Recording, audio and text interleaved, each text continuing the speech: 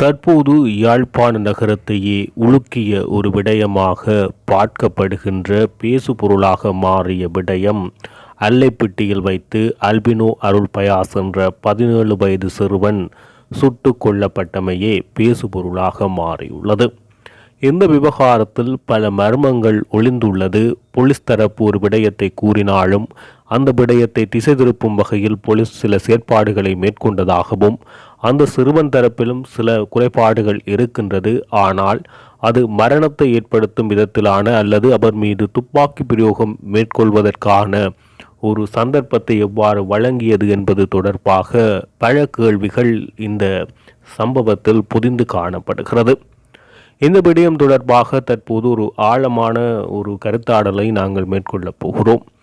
அந்த வகையில் இது நேற்றைய தினம் அதிகாலை 1:35 மணியளவில் ஊர்காவத்துறை அல்லைப்பிட்டி பகுதியில் அந்த இடத்தில் காவலில் நின்ற போலீஸ் காவலரன் ஒன்று இருந்துள்ளது. அந்த காவலரனில் இருந்த போலீசார் இந்த குறித்த கயஸ்ரக வாகனம் ஒன்று வருகை தந்த போது அதனை மறைக்க முற்பட்ட போது அந்த வாகனம் தங்களுடைய சமிக்கைகளுக்கு இணங்காமல் தம்முடைய மறைப்பை மீறி சென்றதாகவும் இதன் காரணமாக தாங்கள் அதனை துரத்தி சென்று அதன் வாகனத்தை நிறுத்துவதற்காக முன்னர் மேலே நோக்கி வானம் நோக்கி வேட்டுக்கள் தீர்க்கப்பட்டதாகவும் பின்னர் அதற்கும் அவர்கள் அடிபணியாத போது வாகனத்தை நோக்கி துப்பாக்கிச் சூடு நடத்தியதாக போலீசார் தெரிவித்தனர்.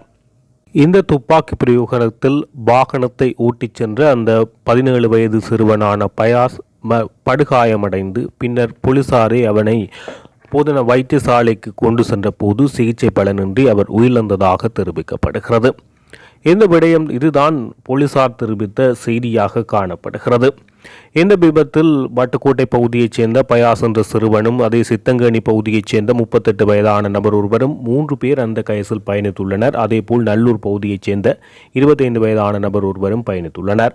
இந்த விடயம் தொடர்பாக பார்க்கின்ற போது உண்மையில் அவர்களுடைய கிளிநொச்சியில் காணப்படுகின்ற வயல் நிலம் ஒன்று அவர்களுக்கு சொந்தமாக காணப்படுகின்றது. அந்த வயல் நிலத்துக்கு வேலை செய்வதற்காக வேலணையில் இருந்து ஒரு வருவதாகவும் வேலணையில் இருந்தவர்கள் அந்த தொடர்பை ஏற்படுத்தி கொடுத்ததன் காரணமாக அவர்களை விடியற்காலமே ஏற்றிச் செல்வதற்காக இவர்கள் வந்திருக்கிறார்கள் குறித்த பகுதிக்கு. இவ்வாறு வருகை தருகின்ற போது அவர்கள் அல்லைப்பிட்டி பகுதியில் அந்த ஊர்காவத்துறை தீவு பகுதியில் ஆட்கள் நடமாட்டம் இல்லாமல் இருக்கின்ற ஒரு நிலைமையில் அந்த அதிகாலை வேளை ஏற்கனவே ஆட்கள் நடமாட்டம் இல்லாமல் வெறிச்சோடியே வீதி காணப்படும்.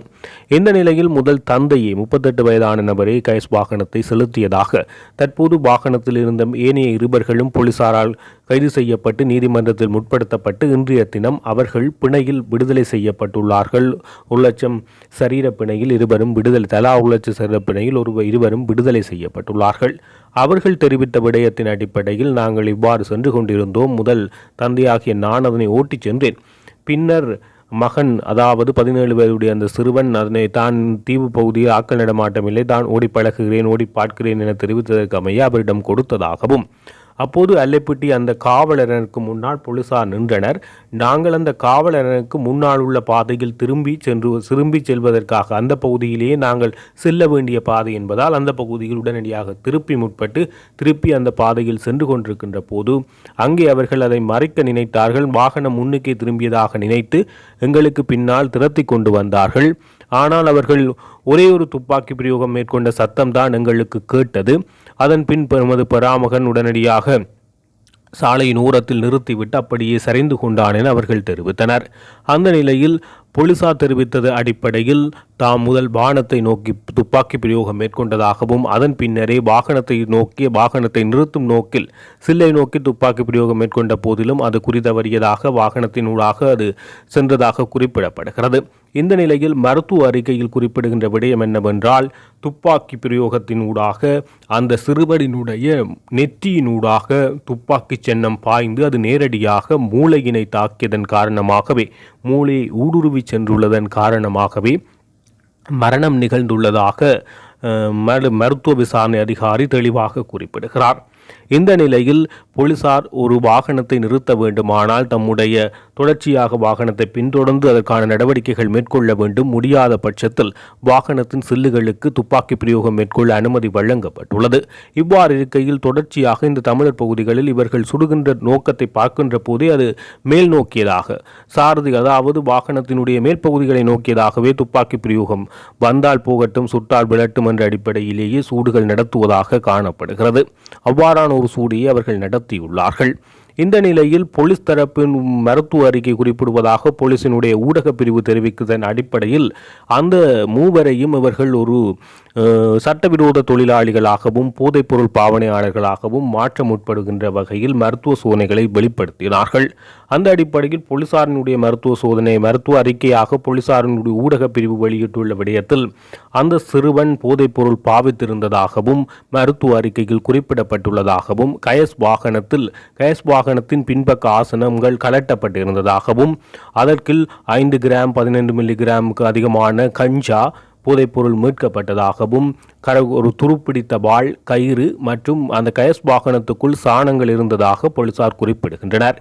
ஊர்காவல்துறையில் கடந்த சில தினங்களாக இல்லை பல நாட்களாக மாட்டு திருட்டுகள், கால்நடைகள் தேடப்படுகின்ற சம்பவங்கள் பதிவுகள் இடம்பெற்றுள்ளன. அது தொடர்பான வழக்குகள், அது தொடர்பான போலீசாரின் முறைப்பாடுகள் அதிகம் காணப்படுகிறது. எனவே இந்த மாடு கடத்தல் கும்பலுக்கும் இவர்களுக்கும் தொடர்பு உள்ளதா, இவர்கள் அந்த செயற்பாடுகளை மேற்கொள்ளத்தான் அந்த பகுதிக்கு வந்தனரா என்றும், இவர்கள் ஆயுதங்கள் இருப்பதனால் ஏதாவது வன்முறை கும்பலுடன் தொடர்புடையவர்களா, போதைப்பொருள் பாவனையாளர்கள் என்ற அடிப்படையில் போலீசார் அதனை சித்தரிக்க முயன்றனர். அதுடன் கூட வந்தவர்களில் ஒருவரும் போதைப்பொருள் பாவனைக்கு பயன்படுத்தி இருந்ததாக மருத்துவ அறிக்கை குறிப்பிடுவதாக போலீசார் சுட்டிக்காட்டுகின்றனர். இந்த நிலையில் வாகனத்துக்குள் சென்ற இருவரும் தற்போது பிணையில் வந்த நிலையில் அவர்கள் கூறுகிறார்கள், எமது வாகனத்தில் கயிறோ துருப்பிடித்த வாளோ சாணமோ நாங்கள் பயணிக்கும் போதோ அல்லது நாங்கள் இருக்கும் போது இல்லை என்ற ஒரு விடயத்தை தெளிவாக தெரிவித்திருக்கிறார்கள். அந்த சாணம் கிடந்த ஒரு நிலையை பார்க்கின்ற போதிலும் அதிலும் பல சந்தேகங்கள் எழுந்துள்ளது. கயஸ்வானுக்கு அருகில் கொஞ்சம் தூரமாக தள்ளி ஒரு பொழுத்தின் பையில் சாணம் இருந்தது. அதாவது போலீசாரை கொண்டு வந்து அந்த சாணத்தை, அதாவது மாடு கடத்தி வாகனங்களுக்குள் ஏற்றுகின்ற போது ஒருபோதும் ஒரே இடத்தில் சாணம் மாடு போடுவது என்பது சாத்தியமற்றது. அந்த இடத்தில் மாடுகள் அல்லல் படுகின்ற போது அகழால் போடப்படுகின்ற இந்த சாணம் விசிறுகின்ற ஒரு முறையாகவே அது பரவியே காணப்படுமே ஒழிய ஒரு இடத்தில் ஒருபோதும் இருக்காது.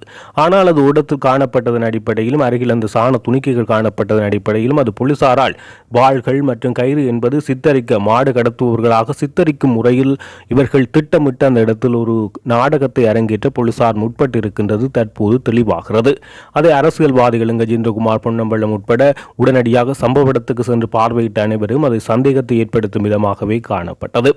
இவ்வாறான ஒரு நிலையில் போலீசார் இவ்வாறு சித்தரிக்கின்ற போது உண்மையில் பாதிக்கப்பட்டவர்கள் இவ்வாறு குறிப்பிடுகின்றனர்.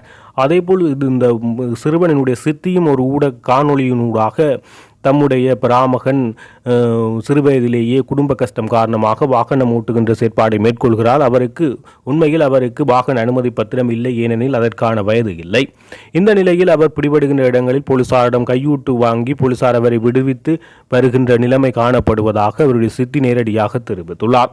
இவ்வாறான சந்தர்ப்பத்தில் போலீசாருக்கு கொடுக்க பணம் இல்லாதன் காரணமாகவே அவர்கள் மறிக்கின்ற போது சென்றதாக சித்தி குறிப்பிடுகிறார்.